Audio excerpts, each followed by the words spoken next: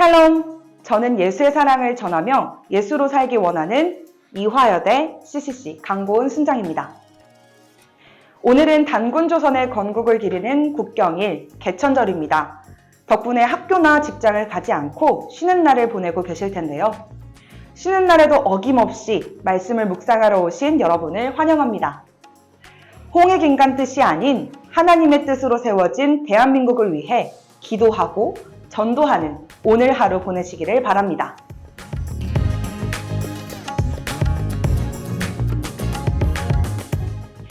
유다의 총독이었던 느헤미야는 총독으로 유다에 있는 12년 동안 총독으로서의 보수를 받지 않았습니다.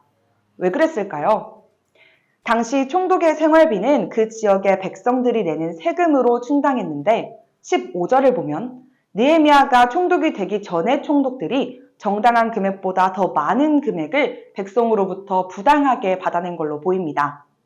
이것이 옳지 않다고 여긴 느헤미야는 그들과 같이 행하지 않았습니다. 게다가 느헤미야는 총독으로서 당연히 받을 수 있는 정당한 금액의 보수도 받지 않았습니다. 또 백성들이 돈을 빌려 간 뒤로 갚지 못할 때 빚을 이용해서 그들의 땅을 싼값에 사는 일도 하지 않았습니다. 하나님을 경외하는 느헤미야의 올바른 행위는 이에 그치지 않습니다.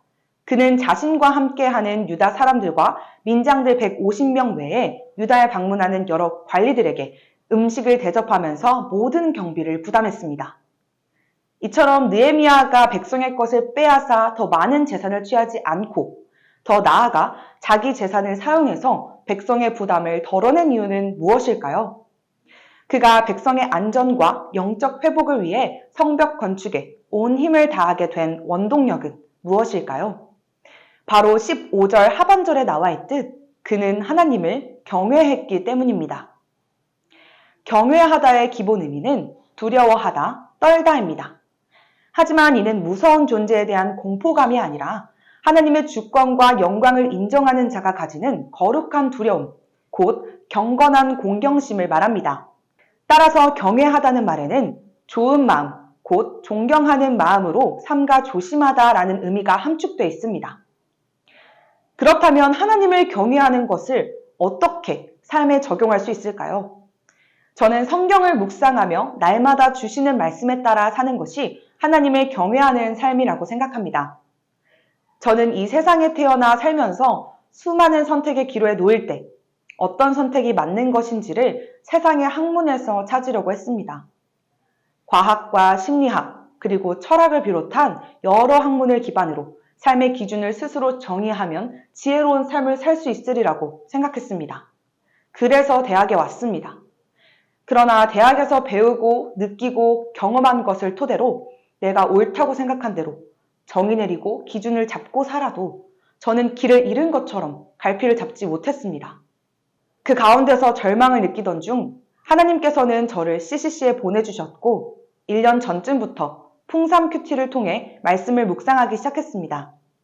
그리고 지난 1년간 말씀이 나의 삶의 기준이 될 때 진정한 평안과 은혜가 찾아오는 것을 경험했습니다.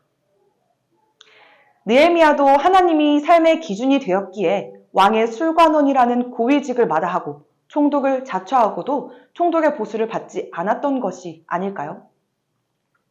느헤미야처럼 하나님의 주권과 영광을 인정하며 매일 하나님의 말씀을 묵상해 그 말씀을 삶의 기준 삼아 하나님을 경외하는 저와 여러분이 되기를 소망합니다.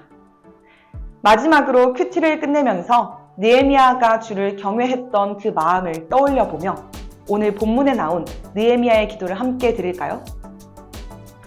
네, 하나님이여, 내가 이 백성을 위하여 행한 일을 기억하사 내게 은혜 베푸시옵소서. 예수님의 이름으로 기도드립니다. 아멘.